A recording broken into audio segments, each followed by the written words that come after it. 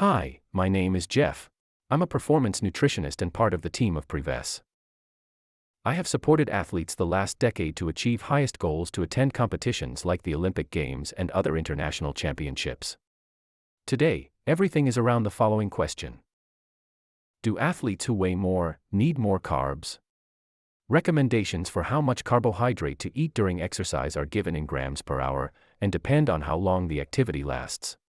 They are not given per unit of body mass, so the recommendation is the same for a female runner who weighs 50 kilograms, 110 pounds, and an athlete who weighs 90 kilograms, 198 pounds. This doesn't make sense, but there is a reason for it. Several studies show that there is no link between body mass and the amount of carbs burned after 2 hours of exercise. Why aren't the suggestions given per unit of body weight?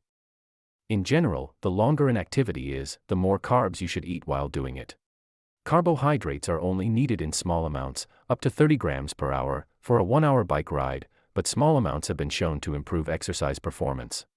When you work out for more than 2 hours and especially when you work out for more than 3 hours, you should eat between 60 and 90 grams of carbs per hour, with certain combinations of carbohydrates recommended when intake exceeds 60 grams per hour.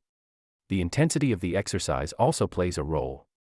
For example, an athlete who moves more slowly and uses less total energy per hour won't need 90 grams of carbohydrate per hour.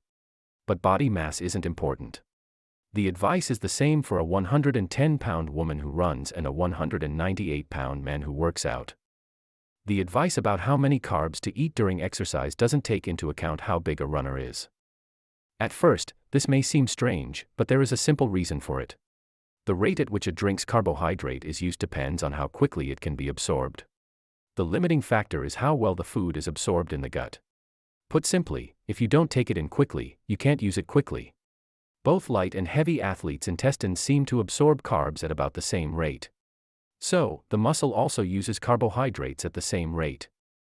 It looks like the intestines of both light and heavy athletes absorb carbs at about the same rate. What's the proof? This is visualized in our blog post on our website. I have put the link into the description box under the video. In 2010, a review paper had a number that was the same. It comes from the results of a number of studies. In these studies, the amount of carbohydrate used, or burned, from a drink was measured in grams per minute, on the vertical axis. Exogenous carbohydrate in the graph is the carbohydrate that comes from outside the body and is eaten. Endogenous carbohydrate is the carbohydrate that is stored inside the body. On the horizontal axis, the weight of the people who took part in these studies ranged from about 60 kilograms, 132 pounds, to 95 kilograms, 209 pounds. It is clear right away that there is no link between body mass and the amount of carbs used from the drink. There is no link between the amount of body mass and the amount of carbs used from the drink. In the end. So the advice for carbs during exercise is in grams per hour. Not in grams per kilogram per hour. From a practical point of view, this makes it much easier. It's important to remember that recommendations before and after exercise are given per kilogram of body mass because they have to do with glycogen stores, which are related to muscle mass and body mass. Thank you for listening, watching, or reading to this episode of the Prevess Performance Vlog.